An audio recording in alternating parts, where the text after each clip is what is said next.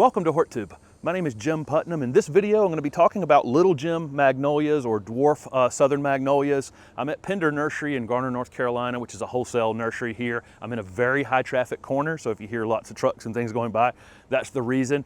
Little Gem Magnolias are very widely used in the South. This is they're hardy in zone 7 to 10. It's an evergreen magnolia, has the beautiful coloration on the back of the leaf, where the top of the leaf is shiny green and the bottom of the leaf has this brownish hue to it on the back. There are a couple new varieties that have a little better coloration on the back of the leaf than Little Gem. Little Gem is still widely used. It's a great plant, blooms beautifully.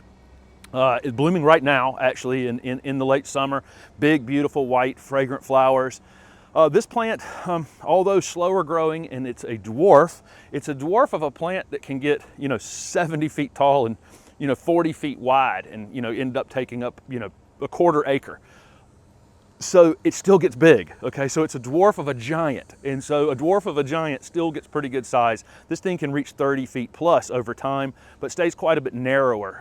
It only gets maybe 7 to 10 feet in width, maybe 10 to 12 feet in width over a long period of time.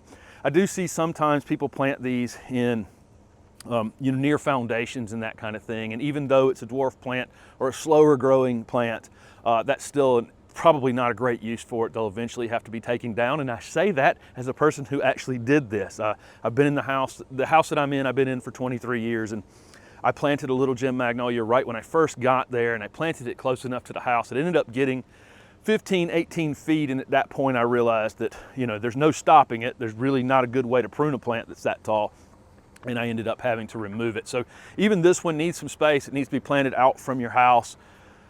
Great plant, really super low maintenance, not a lot of insect or disease problems. This is one of those true southern plants. If you've been to the southeast United States, you're gonna see, camellias, and you're gonna see azaleas, and you're gonna see magnolias, and the fragrance is incredible. I can smell them right now. There are flowers on the other side of these, on the sunnier side over there.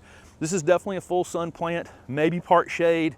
If you get it in too much shade, very quickly it'll be a much thinner tree, and you'll lose flowers. You definitely won't get as many flowers on them. So in terms of planting these, I really wouldn't mix anything in. They're very tolerant of sandy soils, loam soils, clay soils, really doesn't matter. Mound them up a little bit. You don't really need to amend the soil all that much. They're pretty rugged plants. Water them in really well. You'll need to water them for the first year or two, just till they get established. Once they're established, old southern magnolias that are well anchored in the ground just don't require anything. You may get a crazy branch here or there that sticks out an extra 2 or 3 feet. That can be taken off whenever you want to. Other than that, Little Gem is very self-maintaining. They don't like having things planted right up to them, and in fact, they go out of their way to try to kill all the things that you plant very close to them. Rarely do you see weeds growing under them. They're usually just a desert underneath. The old leaves drop off. They're kind of self-mulch themselves underneath and prevent other things from coming up and competing with themselves.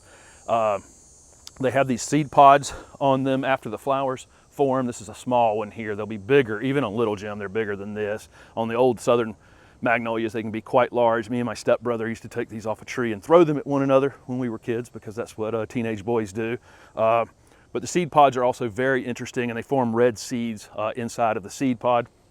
But really, I had not covered any southern magnolias on the channel yet, and I was riding past these Little Gems, which looks absolutely fantastic. This is probably, on a modern house, unless you have, multiple acres, Little Gem is probably, right up there with the top of the, one of the top choices for a southern magnolia.